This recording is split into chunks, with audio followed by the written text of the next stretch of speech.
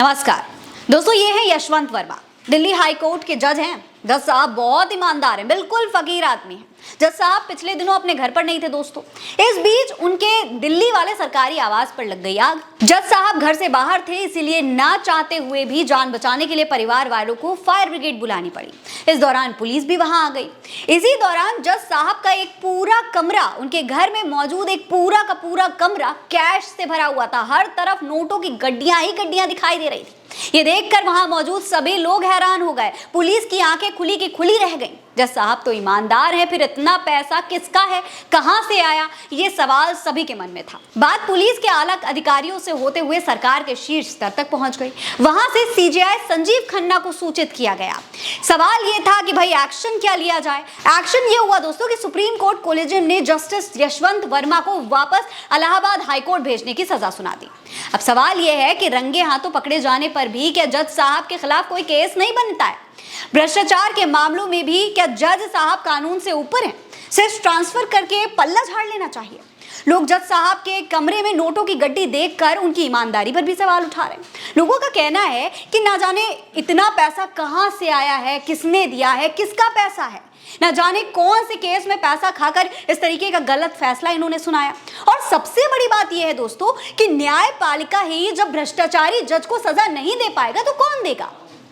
इस पूरे मामले पर कांग्रेस प्रवक्ता सुप्रिया श्रीनेट ने भी ट्वीट किया है। सुप्रिया श्रीनेट लिखती हैं कि ये दिल्ली हाईकोर्ट के जज यशवंत वर्मा जी हैं। जज साहब शहर से बाहर थे, घर में आग लग गई, फायर ब्रिगेड आई, आग बुझाई गई, लेकिन पुलिस को घर में खूब सारा कैश मिला। तो जरूर आईटी, ईडी, सीबीआई पहुंची होगी।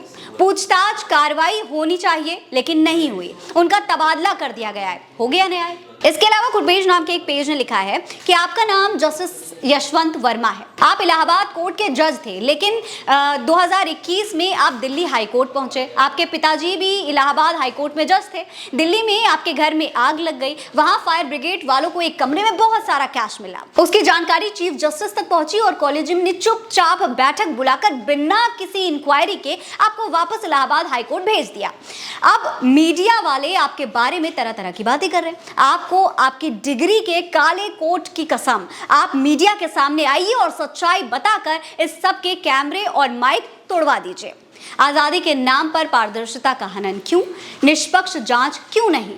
वो पैसा किसका है, कैसे आया, पूरे देश को जानने का अधिकार है। जजों को ये बात याद रखनी चाहिए कि वो देश के हैं, देश उनसे है। इसके अलावा अशोक मेघवाल लिखते हैं कि दिल्ली हाई कोर्ट के जज जस्टिस यशवंत वर्मा के बंगले में आग लगी, नोटों का पहाड़ बरामद, काला धन या फिर खानदानी ठाठ, तबादला हुआ पर सजा नहीं। वर्मा जी की जात ऊंची है तो क्या न्यायपालिका ने आंख मूंद ली है?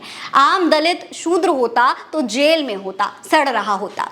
सीजेआई चुप, कॉलेजियम ढीला, भ्रष्टाचार की गंगा बहती रहे। दोस्तों, इसी तरीके से कई लोगों ने सोशल मीडिया पर ट्वीट्स करके सवाल उठाए हैं, लेकिन ऐसी घटनाओं से न्यायपालिका के साख को काफी नुकसान होता है। ये बात अब पूरा देश समझ चुका है। कल को भ्रष्टाचार से जुड़े मामलों पर कोई न्यायाधीश क्या नैतिक टिप्पणी करेगा जब खुद जज इस तरीके से भ्रष्टाचार के मामलों में लिप्त होंगे? जिस जज साहब के यहाँ कैश पकड़ा गया, उनके कौन सा फैसला प्रभावित हुआ होगा और उसका कैसा असर रहा होगा, किसे पता। उनके ऊपर सजा के तौर पर ट्रांसफर लगा दिया गया। आपको क्या लगता है कि ट्रांसफर कोई सजा होती है क्या? ट्रांसफर करना सिर्फ ठीक है या बेहद संगीन आरोप है? भ्रष्टाचार कोई छोटा मोटा आरोप नहीं होता है। जस्टिस वर्मा के खिलाफ महाअभियोग चलाना चाहिए, ऐसा जनता का कहना है। आपको क्या लगता है? अपनी राय कमेंट सेक्शन में लिखकर हमें जरूर बताइए। ये खबर आप उल्टा चश्मा यूसी पर देख रहे हैं। नमस्कार।